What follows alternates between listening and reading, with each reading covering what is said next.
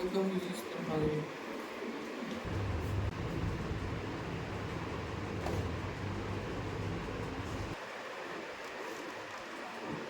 हो लगा तुम्हाला पण बेबी जाऊन